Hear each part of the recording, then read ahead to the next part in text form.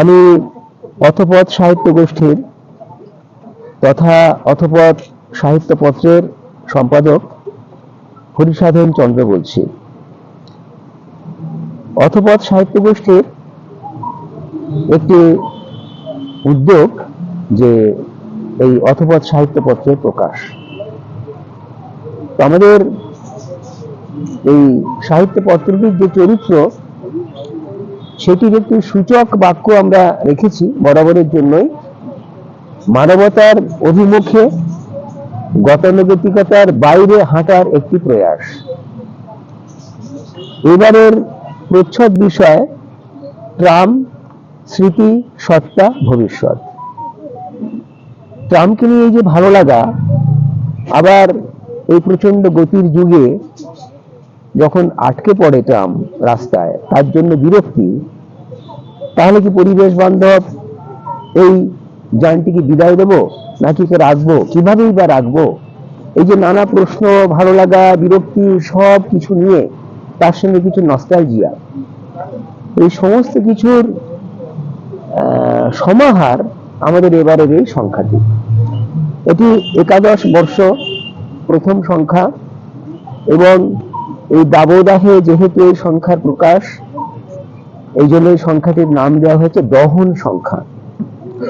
এবং এই সংখ্যাটি বেরোতো না যদি ট্রাম দপ্তরেরই অবসরপ্রাপ্ত আধিকারিক শ্রী সুকুমার রুজ এবং ক্যালকাটা ট্রাম ইউজার্স অ্যাসোসিয়েশনের যিনি সম্পাদক মহাদেব সি আমাদের সাহায্য না করতেন।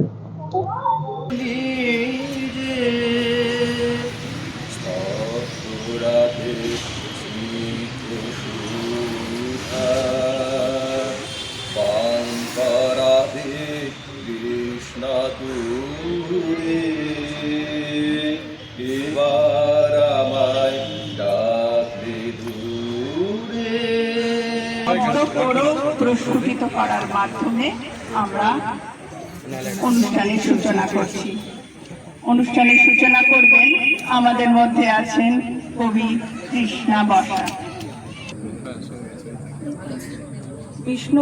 বিশ্ব উষ্ণায়নের জন্য আমরা প্রদীপের পরিবর্তে এইভাবেই অনুষ্ঠানের সূচনা করি।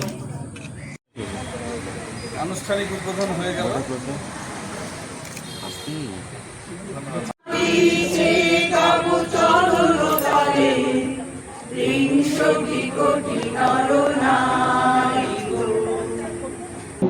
অথপথ সাহিত্যপত্রে একাদশ বর্ষ প্রথম সংখ্যার প্রচ্ছদ বিষয় ট্রাম, স্মৃতি, সত্তা, ভবিষ্যৎ।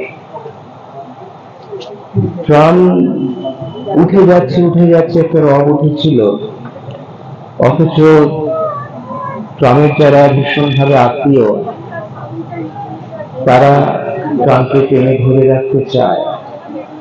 এই যে টানাটানির মধ্যে যে একটা টেনশন তৈরি হয়েছে, এই টেনশনটাই যেন আমাদের এই সংখ্যার প্রেরণা। এখান থেকে আমাদের যখন এবারে বিষয় কি হবে তখন আমাদের আলোচনা হচ্ছে না আমাদের গোষ্ঠীর মধ্যে এবারের সংখ্যা কি হবে। তখন প্রচ্ছদ বিষয় বিভাগটা যিনি দেখেন মূলত দেবশ্রী দে, তিনি কবি এবং প্রাবন্ধিক, তো তিনি একটা প্রস্তাব দেন যে এবারে ট্রামটাকে আমরা করি। সেটা যখন প্রথম আমাদের মধ্যে আলোচনা হয়, তো সেটা অনেকেই দেখলাম ঝাঁপিয়ে পড়লো সেটা নিয়ে। সেই আবেগ থেকে আমাদের এই সংখ্যা এবং আমাদের এই সংখ্যাটি বইমেলায় বেড়ে যাওয়ার কথাও বলছিল, কিন্তু বেরোতে পারেনি। যেমন কারণ এবং না পারার জন্য আমাদের দুঃখ হলো নাকি আনন্দ হলো, সেটা শব্দ বেশি ব্যক্ত করতে পারবেন যদি তিনি পারবেন। একটু আগে উনি বলছিলেন যে আমি বলতে স্বাচ্ছন্দ্য বোধ করি না, তিনি বলেছেন তো জানি না আমার এই পরিবর্তনে প্রত্যাখ্যান করবেন কিনা, তিনি ভালো বলতে পারবেন যে সংখ্যাটাকে আটকে রাখার কেন হলো, তাতে আমরা কি দুঃখ পেলাম না আরো বেশি চাকরি হলাম? আমরা যে চাপ সংখ্যাটা গত নভেম্বর মাসে আমরা শুনেছিলাম যে চাপ সংখ্যা হতে পারে বা গল্প হয়ে থাকে এটা আমাদের চলছে। তার আগে থেকেই যেগুলো আন্দোলন বিভিন্ন জায়গায় চলছে, বাংলার চাপ হতে যাওয়ার কথা শুনে অনেকেই বলেছিল যে মানে চাপটা আমাদের কতটা দরকার, চাপ দিয়ে অনেকে অনেকভাবে সরকার দিয়ে আসে। তো সরকার তারপর থেকেই চাপ জিনিসটাকে আমি আরো ভালো করে জানতে শুরু করেছি। আর আমি তাকে ছোটবেলায় জানতে পেরেছি মানে এখনো থাকি। তো হাওড়াটাও অনেকদিন আগে বন্ধ হয়ে গেছে, কিন্তু এই যে কলকাতার ট্রাম এটাও বন্ধ হয়ে যাবে শুনে বিভিন্ন মানুষ এমনকি আমাদের কলকাতাতে থাকে আমাদেরই সাহিত্য কর্মী করতো, এই সমস্ত একটা ট্রাম সংখ্যাটা তৈরি করেছিলাম এবং ট্রাম সংখ্যা নিয়ে যে বিভিন্ন রকম কাজকর্ম হয়েছে তার মধ্যে সিনেমার মধ্যে ট্রাম সেটা অত্যন্ত গুরুত্বপূর্ণ একটা ভূমিকা পালন করেছে। বারবার আমরা দেখেছি মানে নৈশাস্যের মধ্যে শুধুমাত্র একটা ট্রামের ছবি, সেটাও কতটা বার্তা নিয়ে গেছে, একটা মধ্যবিত্ত লাইফস্টাইল বোঝানোর জন্য ট্রামকে দেখানো হয়েছে। তো এই ব্যাপারগুলোর জন্য আমাদের চলচ্চিত্রে ট্রাম দিয়ে কিছু ছবি রয়েছে, তার সাথে বিষয়গুলো কথাবার্তা রয়েছে। আর বাকি যেগুলো সাহিত্যের মধ্যেও ট্রাম রয়েছে, কারণ জীবনানন্দ বা আমাদের প্রিয়তমী পরীক্ষা করার কারণে বাঙালি মানুষের তাদের প্রতি হয়তো একটা চলে আসে, তেমনই কিন্তু তাদের ট্রামকে মানুষ কোনোভাবেই বাদ দিতে পারে না, আনন্দ বাদ দিতে পারবে, আবার দুঃখও বাদ দিতে পারবে এবং এই ট্রাম আমাদের সঙ্গে যুক্ত, সেজন্য আমরা ট্রাম সংখ্যা চেয়েছে আমি হারিয়ে যাব আমি তোমার সাথে সেই নমস্কার। কবিতার কবিতা একদিন রাতে একদিন রাতে আমি স্বপ্ন দেখিল চিড়ি পাখা বটে ফেলিল পোকাটি চিরতা করিবে কলিকাতা চলিয়াছে নদীতে নদীতে কেবলার বন্ধার পানি কোনো সোজা চলিয়াছে আর জানা লাগালো যায়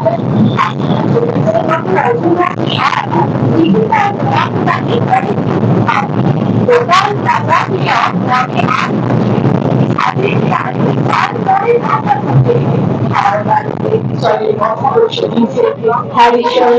চলে তার পিছে পিছে মনে হয়েছে ফাঁকা হাতি শুনলে উড়াই আছে নাকি আমাদের ছোট ছোট ব্যাপার বাড়িতে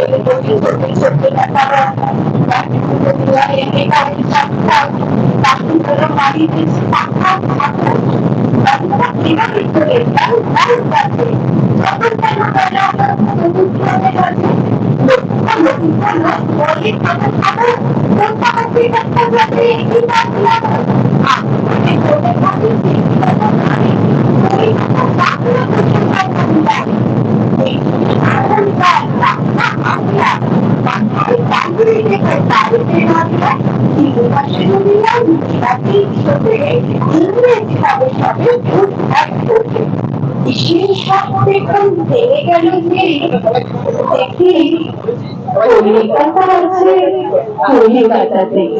নমস্কার। সাধন চন্দ্র সংখ্যাটা নিয়ে ভাবছিলেন, সকলে মিলে আপনারা চিন্তা ভাবনার মধ্যে অনেকটা সময় পেরিয়ে গেছে যে সংখ্যা হবে কিনা, করা যায় কিনা ইত্যাদি। তো তারপরে সিলেক্ট করা হলো একটা বিষয়, একটা সাহিত্য একটা বিষয় ভিত্তিক একটা সংখ্যা করবে। তারপরে হলো তখন বলেছিলেন যে আমাদের মধ্যে থেকেও তো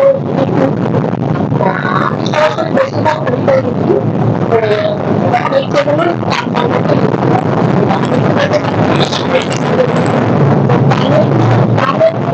আরো একটা নকশা ছিল, অনেকবার চলাফেরা করেছি, ভালো লেগেছে। মানে অন্যরকম অনুতাপিত চাকরি যাত্রা আমি তাই করেছি তার বিষয়ে পড়াশোনা করে করে তার এখন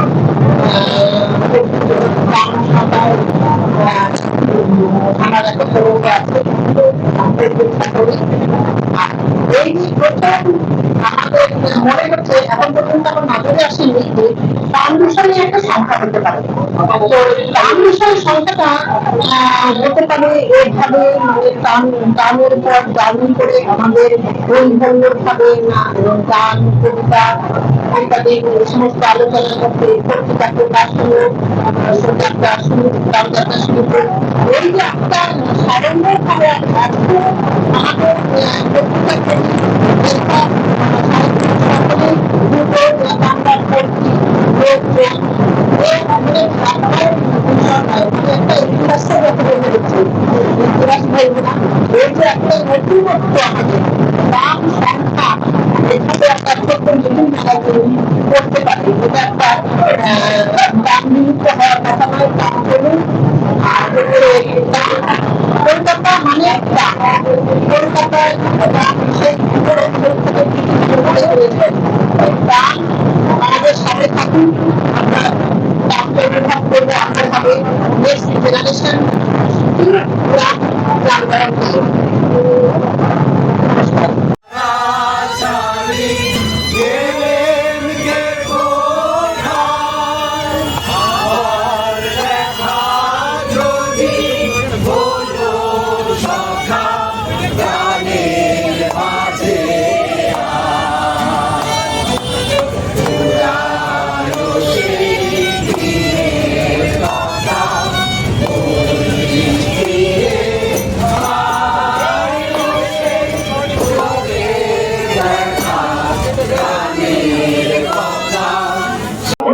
আমি ডক্টর কেসি দাস, খগেশ্বরচন্দ্র দাস, প্রাক্তন অধ্যাপক। ট্রাম নিয়ে বলার বিষয় একটাই, ট্রামের সাথে আমাদের আবেগ বিষয় আছে। ট্রামের দুটো উপকারী দিক, একটা হলো এটা কম খরচের যান এবং মানে দূষণ মুক্ত যান। সুতরাং এই যানকে রাখার প্রধান কারণ হচ্ছে আমাদের গরিব দেশের সাধারণ মানুষের, সাধারণ যাত্রীর সস্তায় পরিবহন এবং আমাদের যে দূষণের যে সমস্যা, সেই সমস্যা কিছুটা সহায় করতে পারে ট্রাম। কিন্তু অসুবিধার কথা হলো এটা, যেহেতু সময় দ্রুত পাল্টাচ্ছে, এখন গতির যুগ, এই গতির যুগে ট্রামের গতিটা অন্তরায় হয়ে যাচ্ছে। আমার মনে হয় এটাকে ওভারকাম করা যায় নতুন প্রযুক্তি যুক্ত করে, যার জন্য সরকারকে দায়িত্ব নিতে হবে। দায়িত্ব নিয়ে সাবসিডি দিয়ে এই ট্রামের পরিষেবার আমূল পরিবর্তন করে ট্রামকে আরো উপযোগী করে তুলতে পারলে সমাজের জন্য দুটো উপকার হয়। গরিব মানুষের অল্প খরচে যাতায়াতের পরিবহনের সমস্যা মেটে, আর দূষণমুক্ত শহর রাখা যায়। এটাই আমার কথা। দায়িত্বটা সরকারের, সরকার দায়িত্ব নেয়নি বলেই, দায়িত্ব থাকছে বলেই সমস্যাটা বাড়ছে। আমি অমলেন্দু বিশ্বাস, অথপথ সাহিত্যপত্রের এই ট্রাম উৎসবে আমি আসতে পেরে আনন্দিত। আমার একটি প্রকাশিত লেখা ট্রাম লাইন ও জীবনানন্দ। ট্রাম লাইন জানতে কি, এখনো ওখানে পুরনো রক্তের নিচে ফুপিয়ে ফুপিয়ে কেঁদে যাচ্ছে বনলতা সেন। কিছু মুঠা ঘাস ছিল কিনা দেশপ্রিয় পার্কের ট্রামের চাকা, সরেজমিন তদন্ত করে দেখেনি তখন। নতুন প্রজন্ম তার অক্ষর প্রদাহ থেকে খুঁড়ে খুঁড়ে তুলে এনে দেখাতে লাগলো ট্রাম চালকের চোখে রাত জাগা কুহক যামিনী। ঝুলেছিল, বুনেছিল অভিশপ্ত ট্রামের অতলে। পেছনে ট্রামের হর্ন, শ্রবণে আনন্দ ছেড়ে সুরঞ্জনার সম্মুখে ধাবিত তর্জনীটুকু। অনেক বছর পরে অক্ষর লালায় মাথা ভোর, সে চেতনা আলো ফেলে আমাদের ঘুমন্ত মননে।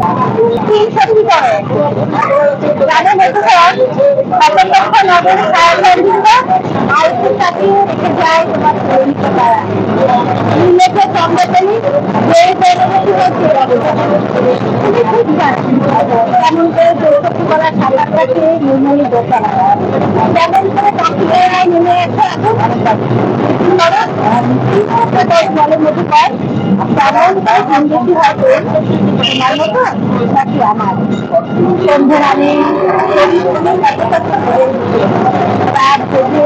তার থেকে দুটোকেও মাঝে ভেসে কথা এই ধানের আসলের মতো অসুস্থ হয়ে যায় তুমি, আর আমি রথিক স্থাপত্যের প্রতিষ্ঠান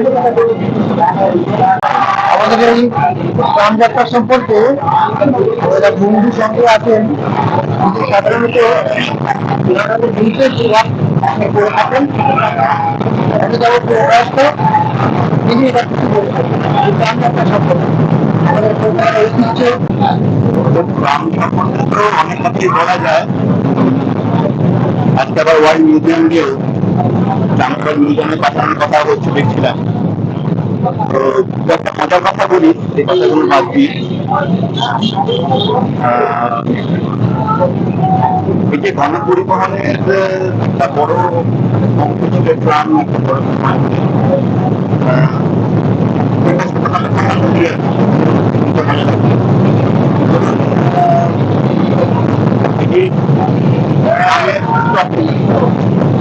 দেখছেন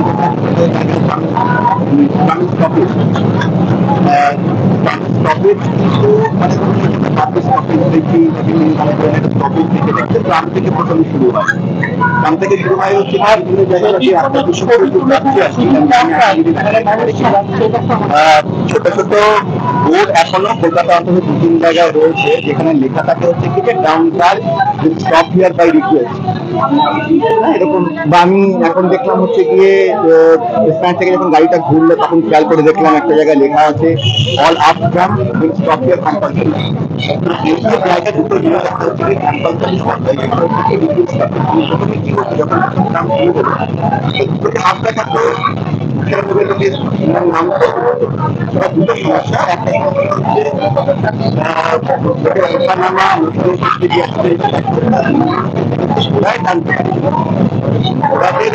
বন্ধ করা হট করে চালু করে এবার সেই কারণে প্রথম যেটা হলো সেটা হচ্ছে কি এই জায়গাগুলোতে আমরা এটা করি জায়গাগুলোতে স্টপেজ তৈরি হলো এবং কিছু জায়গা যেরকম বাজার বা ট্রফি নাম সেই জায়গাগুলোতে কি হলো স্পট বাই রিকোয়েস্ট, আমি ড্রাইভারকে রিকোয়েস্ট করি তখন আমার জন্য ড্রাইভার কাজ করে। মানে এইরকম ভাবে আস্তে আস্তে জিনিসগুলো নিয়ে এলো। তারপরে গণপরিবহনে মনে করি স্টেজে স্টেজে ভাড়া এরকম নয়, মানে প্রথমে যখন ভাড়া হতে হচ্ছে কি একটানা ধর্মতলা থেকে উঠে কালীঘাট অব্দি হচ্ছে গিয়ে 2 আনা ভাড়া। এবার যে কালীঘাট থেকে ধর্মতলা অব্দি 2 আনা হচ্ছে, এবার সেই একরকম ভাবে আরেকটা হচ্ছে 5 থেকে উঠে 2 আনা এবার তার থেকে বিরক্ত হচ্ছে। এবার সে করে থাকবে সেই নিয়ে চিঠি যারা বাস স্ট্রিট থেকে করতে শুরু করলো তাদের হচ্ছে কি 1 আনা ভাড়া। এরকম স্টেজে স্টেজে ভাড়া এরকম এরকম নয়। আর অনেক জিনিস হচ্ছে যেগুলো আজকে আমরা যেগুলো এনজয় করি